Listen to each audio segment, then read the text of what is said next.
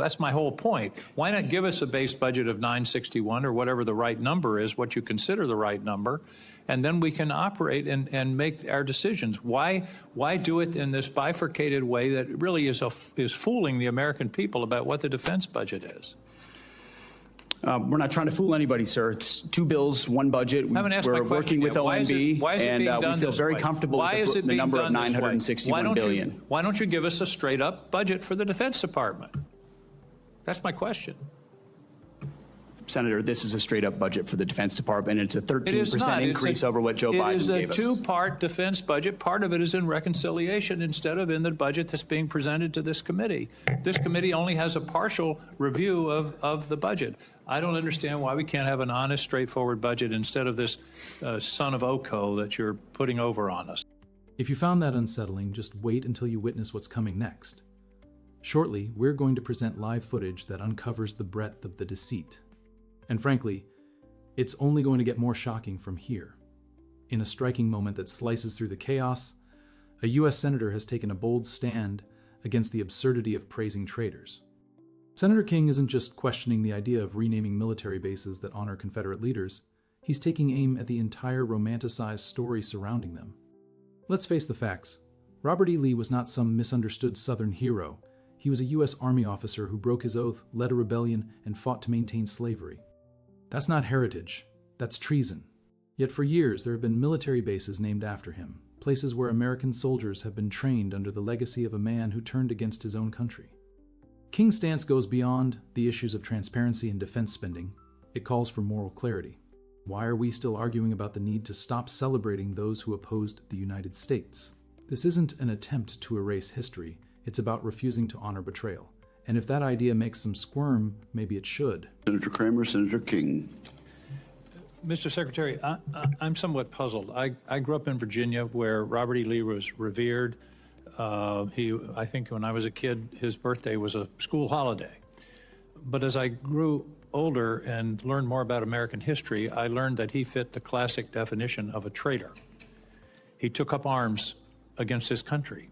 He broke his oath as a member of the United States Army, which he took upon entering his career at West Point.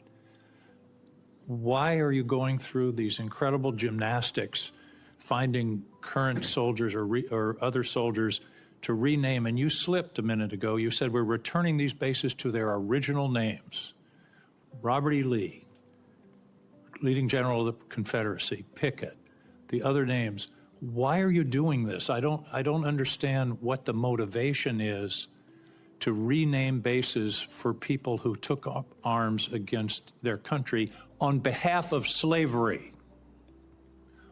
What possible motivation can there be for this? Who is telling you to do this? Who is urging you to do this? Senator, the veterans and service members across the country who have deployed from Fort Bragg or Fort Benning or Fort Hood or Fort Pickett, there's a legacy, there's a connection to those bases and to those places, to what they trained for there, what they did for, and what they came home back to. That matters to them. Ask enough of them, as I do, all the time, before and later. And we recognize the service of those who were put into the replacement. No one's disputing that. I would never dispute that. What we're looking at is erasing history, erasing names, erasing base names that service members are tied to. Talk to people that serve at Bragg. Ask people that serve at Fort Bragg or Fort Benning. The response completely missed the mark, revealing a glaring oversight. What you're about to hear will shake the very foundations of your patriotic beliefs. Senator King has hit on a major ethical paradox by confronting Pete Hegseth regarding the continued use of Confederate generals' names for military installations. The notion that changing these names would erase history or disturb soldiers' sentimental ties is fundamentally flawed. We're talking about sites named for individuals who took up arms against the U.S. to uphold slavery. Keeping these names in the guise of tradition isn't homage to history, it's a manipulation of it. Nobody wants to erase the past. We strive to end the glorification of traitors with monuments funded by taxpayers. If a name is the only thing connecting someone emotionally to a base, it might be time to reevaluate what that attachment truly stands for. The military represents more than just allegiance, it stands for principles. Keeping Confederate titles on government property doesn't honor heritage, it perpetuates treachery. If they like the fact that the names have been returned, and to a man and to a woman, they will tell you, thank God we're back to Fort Bragg, and thank God and thankfully, because so many men and women in this country have served, there's a Benning and a Bragg and a Pickett and a Hood has a Silver Star or a Medal of Honor that we could rename the base to because of the limits of what Congress allowed us to do. So this is something we've been proud to do, something that's important for the morale of the Army, and those communities appreciate that we've returned it back to what it was instead of trying to play this game of erasing names. We're not erasing history, Mr. Secretary. We're recognizing history and recognizing that mistakes have been made in this country. The greatest of all was the Civil War, where people took up arms against their country on behalf of the institution of slavery. And to continue the practice of recognizing those people and honoring them by the naming of these bases is, I believe, an insult to the people of the United States. Let me talk about the budget. That remark was more than just contentious, it uncovered the root of a much deeper issue. What we're about to show you next may make you reconsider what and who America has truly been celebrating. The dialogue sharply shifts when soldiers at Fort Bragg and Fort Benning express a wish to reinstate the original names, arguing that doing so enhances morale and respects their heritage. But let's face the facts directly. What exactly is the history we're choosing to commemorate? Those names are far more than mere labels, they're homages to Confederate leaders who waged war against the United States to preserve slavery. So when the U.S. Secretary of State is questioned about the renaming of these bases, the fundamental concern isn't about preserving tradition, it's about which legacy we choose to honor. This question hits home. Paying tribute to Confederate generals is far from patriotic. It contradicts the ideals of freedom, equality, and the Union whose destruction the Confederates sought.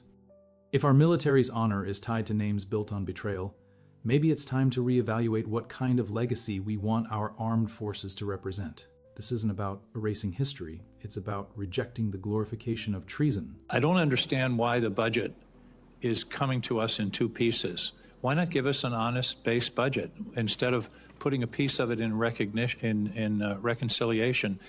As I understand it, OMB is saying we're going to have a flat defense budget for the next 4 or 5 years.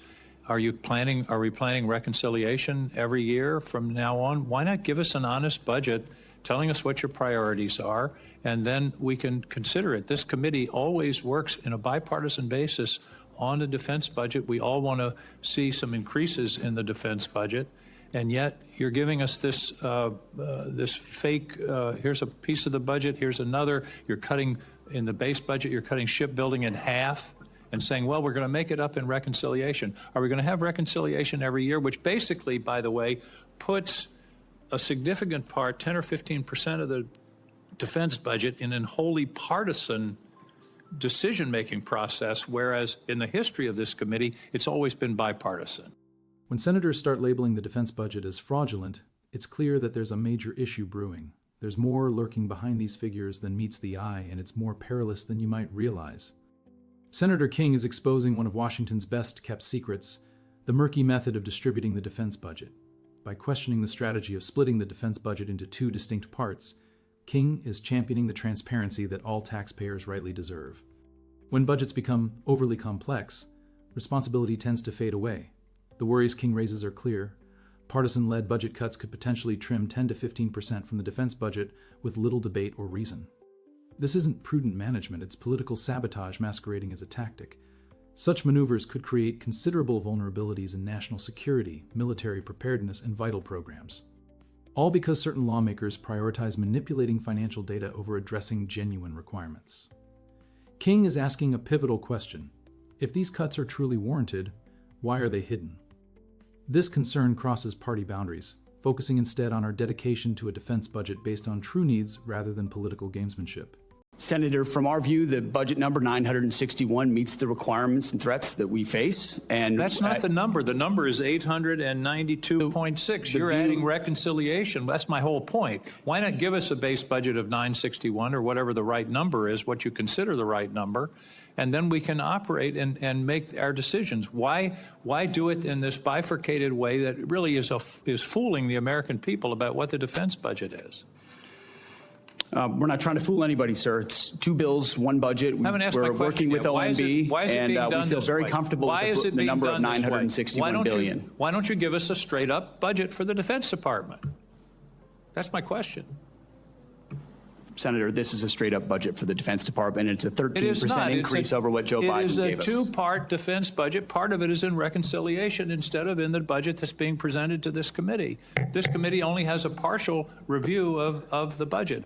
I don't understand why we can't have an honest, straightforward budget instead of this son of Oko that you're putting over on us. That hardly resembled a budget discussion. It was more like a setup. What Senator King revealed next only further undermines the Pentagon's trustworthiness. He has courageously cut through the illusions surrounding the defense budget, advocating for a dramatic overhaul and genuine transparency. In his interrogation of Pete Hegseth about the division within the Defense Department's budget, King pointed out a common strategy that lets Congress juggle trillions of taxpayer dollars in a deceptive shell game. Rather than having a straightforward and transparent primary budget, we're left with a jumbled compilation of figures patched together through reconciliation tricks that hide the actual fiscal reality. King isn't standing for this, and neither should we. By mixing regular defense expenditures with reconciliation funds, legislators can discreetly make contentious cuts or boosts without any real accountability. King's message is clear. To support the world's most formidable military, we need a budget devoid of procedural sleight of hand. This isn't just about financial prudence. It's about bringing honesty back to the budgeting process. If the Pentagon's financial plan can't endure detailed examination, perhaps it's time to rethink what we're truly safeguarding. What do you think? Share your comments below. And if this video struck a chord with you, don't forget to subscribe. Our next installment promises to be even more thought-provoking.